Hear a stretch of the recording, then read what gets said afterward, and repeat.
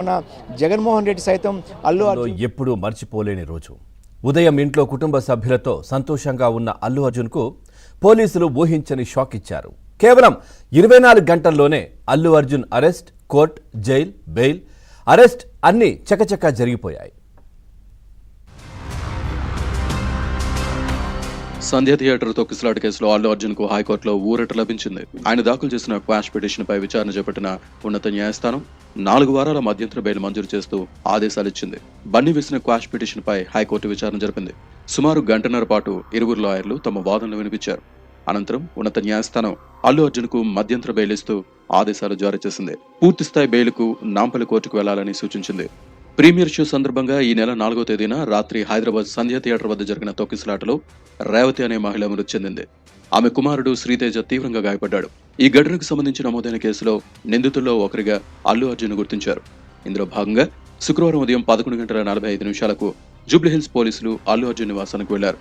మధ్యాహ్నం 12:15 సంధ్య థియేటర్ తొక్కిసలాట కేసులో అల్లు అర్జున్ అరెస్ట్ చేసి చిక్కడపల్లి పోలీస్ స్టేషన్ కు తరలించారు. అల్లు అర్జున్ పై BNS 105, 118 సెక్షన్ల కింద కేసులు నమోదు చేశారు. ఇప్పటికే ఈ కేసులో సంధ్య థియేటర్ యజమానితో పాటు మరో ఇద్దరిని అరెస్ట్ చేశారు.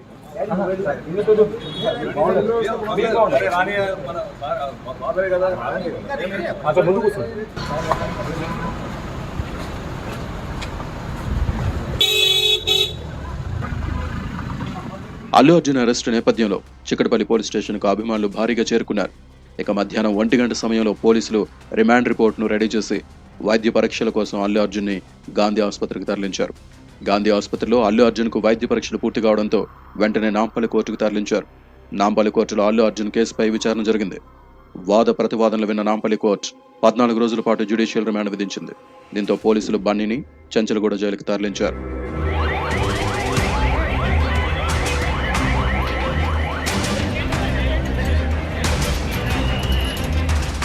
ఇదిలా ఉంటే చిక్కడపల్లి పోలీసులు నమోదు చేసిన కేసును కొట్టివేయాలని కోరుతూ అల్లు అర్జున్ హైకోర్టులో క్వాష్ పిటిషన్ దాఖలు చేశారు. అల్లు అర్జున్ తరపున న్యాయవాదులు నిరంజన్ రెడ్డి, అశోక్ రెడ్డి వాదనలు వినిపించగా ప్రభుత్వం తరపున పబ్లిక్ ప్రాసిక్యూటర్ వాదనలు వినిపించారు.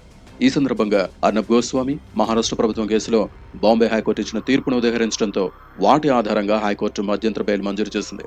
కేసు విచారణ పూర్తయ్యే వరకు దేశం విడిచి వెళ్లొద్దని ధర్మాసనం స్పష్టం చేసింది. ఈ 105 సెక్షన్ అనేది వైలేట్ చేస్తుంది. దాన్ని బేస్ చేసుకునే ఈరోజు సుప్రీంకోర్టు వరకు మన హైకోర్టు వరకు గ్రహించి బెయిల్ ఇవ్వడం జరిగింది. ఇంట్రీమ్ బెయిల్ అంటే 4 వీక్స్ లోపల ఇక్కడికి వచ్చి మళ్ళీ కింది కోర్టులో బెయిల్ వేసుకోమని చెప్పింది. అంటే ఇక్కడ దాని అర్థం ఏంటంటే ఉన్నత న్యాయస్థానం ఏం చేస్తుంది అని అంటే అందులో ఆర్టికల్ 21 తనకున్నటువంటి లిబర్టీని గుర్తించింది. అలాగే కింది కోర్టుల్లో వీళ్ళు ఫైల్ చేసి తీసుకొచ్చారు కాబట్టి దీన్ని అన్నింటినీ గుర్తించే ఇక్కడ బెయిల్ మంజూరు చేయాలి అని చెప్పింది. ఇందులో ఛార్జ్ షీట్ వేసే టైం కల్లా కూడా నాకున్నటువంటి క్రిమినల్ నాలెడ్జ్ ప్రకారం చెప్తున్నాను, అసలు ఇందులో అక్యూజ్డ్ పేరుగా అసలు అల్లు అర్జున్ పేరే చేర్చకూడదు. ఒక డెత్ జరిగిన దానికి రాష్ట్ర ప్రభుత్వం కూడా బాధ్యులు కాదండి, కేవలం ఇంటెలిజెన్స్ వాళ్ళే. అల్లు అర్జున్ అరెస్టు నేపథ్యంలో సంధ్య థియేటర్ వద్ద మరణించిన రేవతి భర్త భాస్కర్ స్పందించారు. ఆ రోజు జరిగిన ఘటనతో అల్లు అర్జున్కి ఏమాత్రం సంబంధం లేదన్నారు. అల్లు అర్జున్ విడుదల చేయాలని విజ్ఞప్తి చేశారు. అక్కడ అల్లు అర్జున్ వచ్చినందుకు ఆయన తప్పేం లేదు. మేమేమైనా ఉంటే దానికి కేసు విత్డ్రా చేసుకోనికి రెడీ ఉన్నా. అది న్యూస్ కూడా నాకు పోలీస్ వాళ్ళు ఏమి ఇన్ఫామ్ చేయలేదు అరెస్ట్ చేస్తున్నట్టు. నేను ఇప్పుడు మొబైల్లో చూసిన, హాస్పిటల్లో ఉన్నప్పుడు మొబైల్ చూసిన ఇట్లా అల్లు అర్జున్ అరెస్ట్ అయ్యాడని. అల్లు అర్జున్కి అయితే ఏం సంబంధం లేదు వచ్చిన